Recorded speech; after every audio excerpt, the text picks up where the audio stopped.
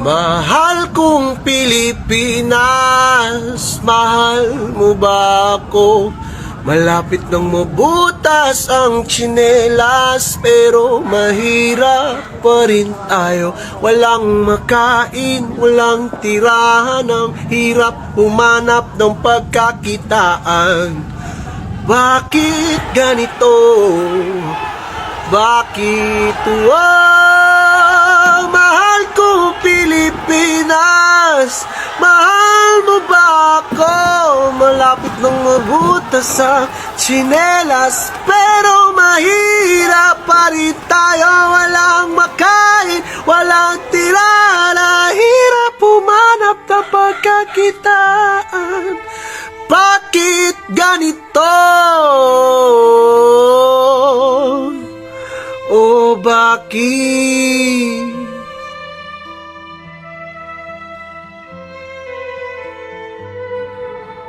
Mahal ko ang Pilipinas, aking lupang sinilangan.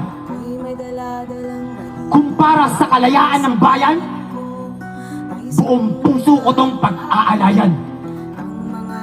Lagpas 500 taon nang sakupin tayo ng mga Espanyol.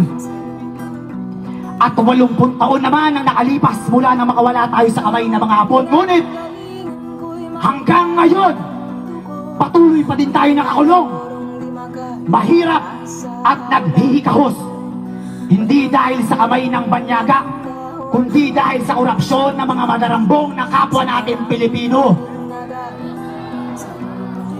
Ang ninanakaw nyo ay hindi lang kaban ng bayan, kundi mga munting pangarap ng mga kabataan.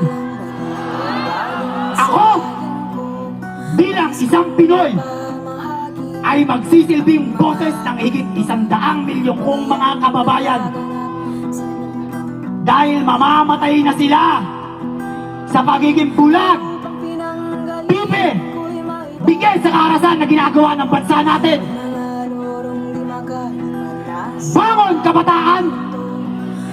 Tayo ang sagot na nakasaad sa kasaysayan. Bangon, kabataan! Iparamdam nyo ang tunay na pagmamahal ng mga nasa laylayan.